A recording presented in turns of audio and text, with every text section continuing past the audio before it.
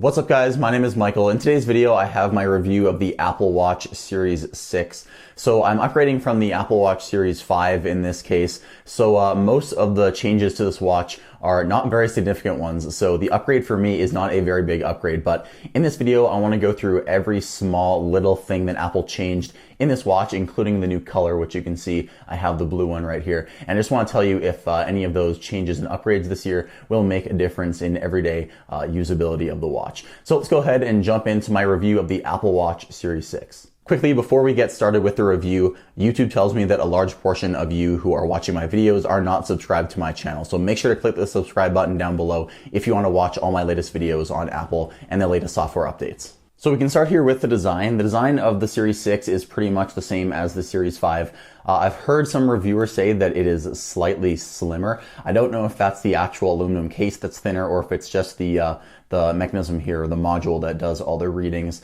through your wrist. But people have said that it is a little bit slimmer. You can see there are a couple of extra sensors there. That is for the blood oxygen sensor, and I will do a test later in this video showing off the new feature. I don't think this blue color is that flashy at all, and in fact you can only see that it's really blue because of my studio lighting that I have here. In fact, in real life and from far away, if it's on your wrist, maybe hiding under a sweater, it's gonna look black. So if you just want a nice, sleek, under the radar look that has a little bit more flash than the previous generation, I think this blue is going to be a lot better choice than say the red that Apple released, which is very flashy and it pops a lot. So I think this blue color is a nice mix between having some color on your wrist, but not too much that it's gonna blind your eyes every time you look at it. And if you're wondering, this band I got, I believe is called Inverness Green. I don't know if I'm pronouncing that right, but it's the Solo Loop. I love how comfortable these bands are on my wrist. I find that the rubber bands don't really fit my wrist as well. I used to be able to fit really perfectly in one of the holes, but my wrist size, I guess, has gotten a little bit smaller, and now I can't find the perfect size with those rubber bands. So I've switched over to the Solo Loop, and I find it a lot more comfortable, especially for sleep tracking, and I'll talk about that a little bit later in this video as well. So I'll first show you some of my favorite watch faces, and then I'll show you all the new faces that have been added in watchOS 7. So this one is the current one I'm using every single day. I love how simple it is. I kind of wish you could get one extra complication there in the bottom. I'd love to have the weather. That would pretty much make this the best watch face I have. I can't find the perfect watch face yet. I hope maybe next year Apple can really add a whole bunch of watch faces and maybe even add the option for third-party watch faces. We can only dream. So let's move on to the next one. That one is called Typograph, if you're wondering. This one is called California. So I do like having a regular clock dial on my wrist instead of just the digital time, as you'll see with most of these watch faces. But this one is if I want to have a couple extra complications on my watch. I guess 5 extra complications. You can see I have battery, the calendar, and I have calendar events, weather, and activity for the day. And I also like to have the glanceable time with the always on display of the Apple Watch Series 6. That one is called California. Now I do have a digital watch face as well, Infograph Modular. I don't use it very much, but I do have it on my list of watch faces. This one I tend to use at nighttime, just if I want to glance at the time really quickly. This one I'm just showing off because it's new in watchOS 7. I kind of like the look of it, and I was able to match the color, I think, pretty well of the watch face to my watch band. I kind of like that contrast there with the blue case as well. And then finally, this one I added from a third-party link. I'll have it in the description down below.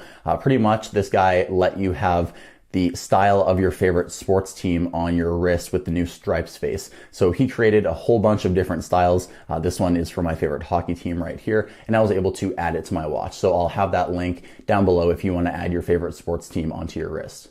So as you can see here, this is one of the new Emoji watch faces here. I chose the funniest one I could find, as you can see there. I'm not gonna seriously use this as a watch face. I guess it's fun with the new kids mode, I guess you could call it, with the new Apple Watches. You can set up an Apple Watch for your kid or for an elderly person. So I guess with more kids wearing Apple Watches now, I could see them enjoying this watch face. This one is also new. I believe this one is called GMT. So if you want to have multiple time zones on your wrist, you can figure out how it works. For the life of me, I couldn't figure out how it works. I added a couple different time zones and it just doesn't make sense the way the dial goes around. So if there are any professional timekeepers or people that are good with watches, tell me in the comments down below. I really don't know how this watch works, and I'm not going to use it, but it looks pretty cool. I guess I could say that. This next one I think is called Count Up. So if you ever want to start a timer from the current time you are at right now, instead of opening the timer app, you can just go to the Count Up face, and if you tap that small area at the top, it's kind of hard to hit sometimes. As you can see there, you can hit the very small start button, and then it will start a timer from the current time. And the reason I say the current time is because you can see the current time that the timer started at as a reference point to the current time. So it's kind of a shortcut if you want to be able to take a quick stopwatch reading and also have the current time reading on your watch. So kind of a neat watch face. I like that Apple keeps adding really neat watch faces like this. And then finally, as I said, they keep adding neat watch faces, probably the ugliest watch face I've ever seen. Like seriously, tell me in the comments if you like this watch face. I think this is so ugly. I mean, no disrespect to the artist that made this, but I just don't, okay, that looks pretty cool. I guess with the lines version and the OLED display, that looks a little bit cooler. But when you turn it on, I'm just not a fan of how this looks. Tell me in the comments below if you feel different though. Another new addition to the Apple Watch Series 6 is a brighter always-on display. So as you can see, I'm tilting my watch into the studio light and you can still read it. Although when I'm indoors, I really didn't notice a difference compared to my Series 5. Now, I traded in my Series 5 to Apple. Now, unfortunately, I already shipped that watch back, so I can't do a comparison with the always-on display. But I can tell you that when you're indoors, you won't notice a difference with the always-on display. But when you're in very harsh lighting situations, say for example, when I'm driving and my wrist is up by the steering wheel and I can't really turn my wrist to look at the time, I can just glance at my wrist now and I can see the time, and it's a lot brighter. So when I'm driving, especially where I live, very high up north, the sun is going down very early, and sometimes in the winter it goes down close to 3:30. So yeah, the sun is always right in my face when I'm driving, so that always-on display, the brighter always-on display, I should say rather, is definitely a nice upgrade to have, at least for me in my circumstance.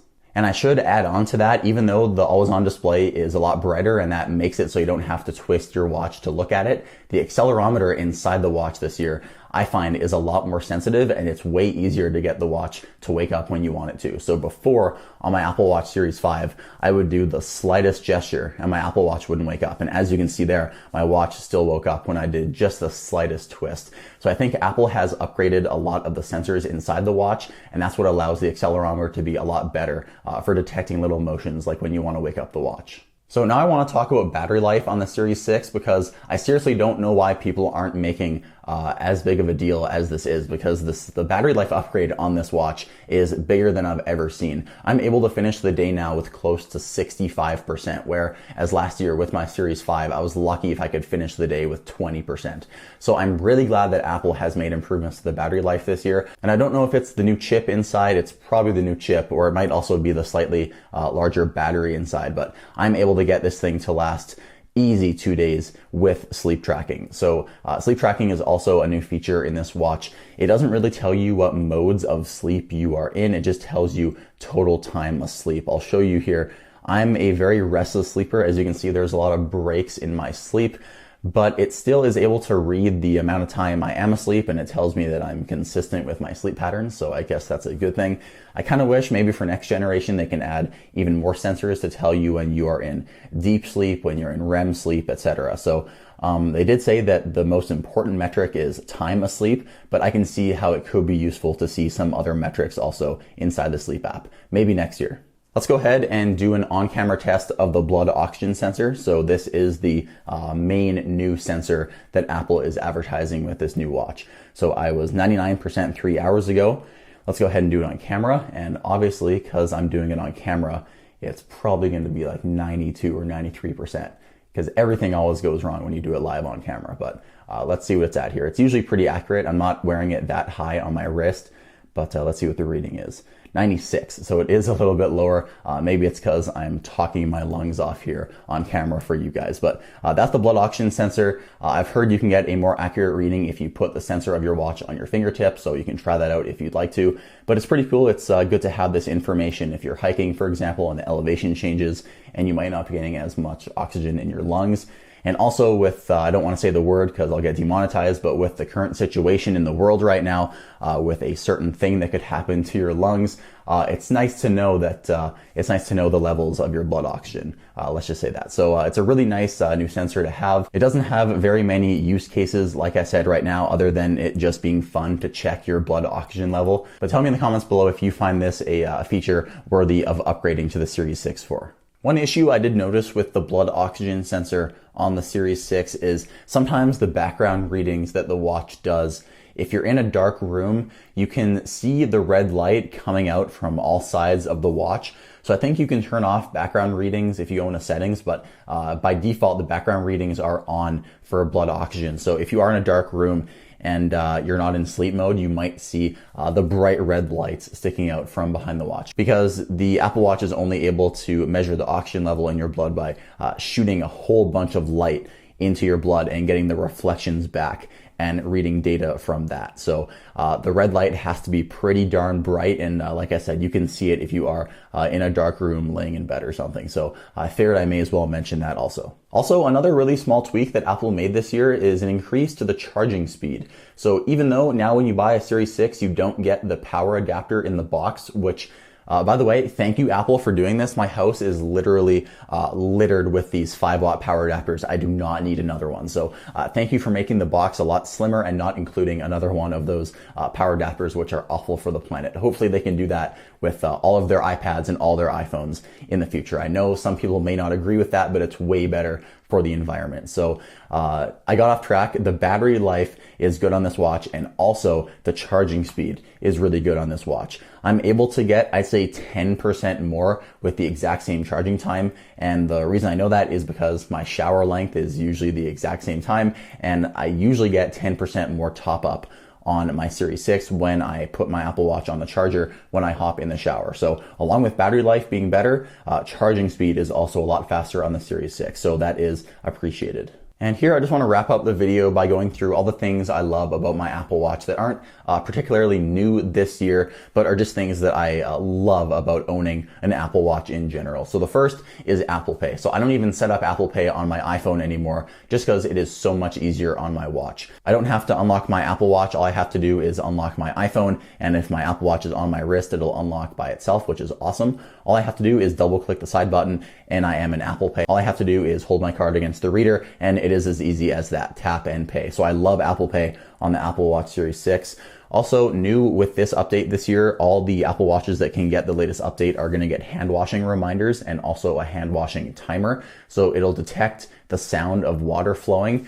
This is, guys, this is the most Apple thing that they could have come up with. They can detect the sound of water running and the motion of you scrubbing your hands, and it'll come up with the most Apple looking cute little bubbly thing that counts down from 20. So I guess you don't have to sing the happy birthday song twice when you wash your hands anymore. Your Apple Watch has you covered. If you want to shut off the hand washing timer, I fully agree with you. It might be a little bit gimmicky, but I would recommend turning on the hand washing reminders. It'll know your location, and then as soon as you get home, it'll give you a reminder saying, hey, you might want to wash your hands since you just got home. So that's kind of a nice addition there. Another really nice addition in watchOS 7 is the increased responsiveness of the entire OS. So if you have an Apple Watch Series 4 or Series 5, you're also going to notice this. You don't have to get the Series 6 to notice the speed improvements.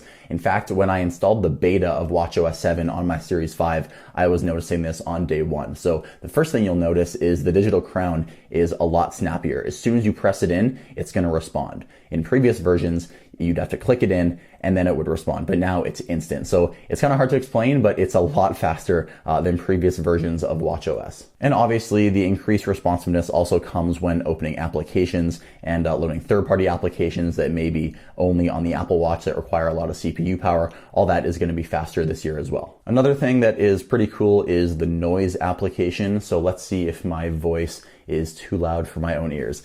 looks like I'm okay. It looks like I'm maxing out at like 70 decibels here. So I'm not hurting my ears with my own voice, but this is pretty cool. I was in the convertible the other day and a huge truck just ripped past us. That's the most Canadian word, by the way, ripped past us. And my Apple Watch actually gave me a notification saying that the environment is too loud.